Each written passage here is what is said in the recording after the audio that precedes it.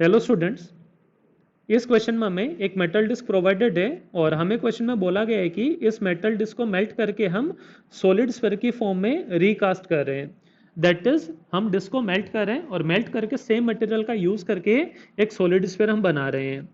तो हमें क्वेश्चन में पूछा गया है कि जो एक्सेस हमारा सेंटर से पास कर रहा है उस एक्सेस के बाद जो मोमेंट ऑफ इनर्शिया है उस मोमेंट ऑफ इनर्शिया में क्या चेंज आएगा। इस क्वेश्चन का सेकंड पार्ट में पूछा गया है कि अगर इस डिस्क को हम किसी थिन रिंग की फॉर्म में रिकास्ट करें तो उस केस में मोमेंट ऑफ इनर्शिया में कितना चेंज आएगा, वो भी हमें क्वेश्चन में आंसर करना है। इस क्वेश्चन के फर्स्ट पार्ट को समझने के लिए एक डिस्क हम कंसिडर कर लेते हैं। लेट्स से एक ये डिस्क हमें दिया गया है। इस डिस्क की जो रेडियस है इस रेडियस को हम कैपिटल आर से डिनोट करें और यहाँ पर अगर एक्सेस की बात करें तो एक्सेस हमारा इसके प्लेन के परपेंडिकुलर होगा और साथ में इसके सेंटर से ये पास कर रहा है।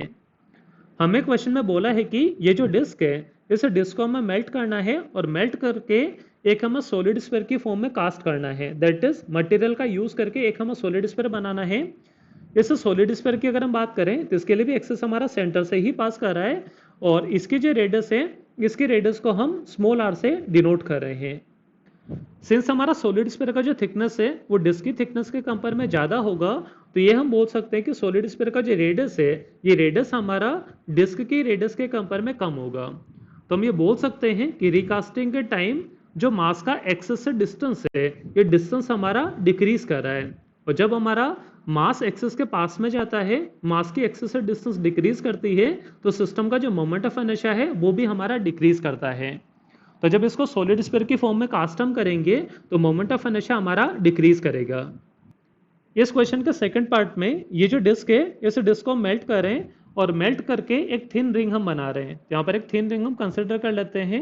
लेट से ये जो थिन रिंग हमारा है इस रिंग का रेडियस हमारा आर डैश के इक्वल है। इस रिंग के लिए अगर एक्सेस की बात करें तो इसके लिए भी एक्सेस हमारा सेंटर से ही पास कर रहा है और साथ में प्लेन के परपेंडिकुलर है।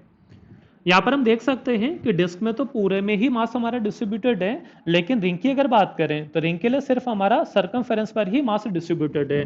तो हम बोल सकते हैं कि यहाँ पर हमारा मास जो है वो एक्सेस से दूर होगा। दैट इज आर डैश का जो वैल्यू है ये हमारा आर से बड़ा होगा। मास का जो एक्सेस से डिस्टेंस है वो हमारा इंक्रीज कर रहा है। जब मास का एक्सेस से डिस्टेंस हमारा इंक्रीज करेगा तो मास के डिस्टेंस इंक्रीज करने की वजह से सिस्टम का जो मोमेंट ऑफ इनर्शिया है ये भी हमारा इंक्रीज करेगा। तो यहाँ पर जब इसको सॉलिड स्फीयर के फॉर्म में हम कास्ट करेंगे तो इसका जो मोमेंट ऑफ इनर्शिया हमारा डिक्रीज करेगा और जब इसकी रिंग की फॉर्म में हम कास्ट करेंगे तो इसका मोमेंट ऑफ इनर्शिया हमारा इंक्रीज करेगा। होप ये सॉल्यूशन आपको समझ में आया होगा।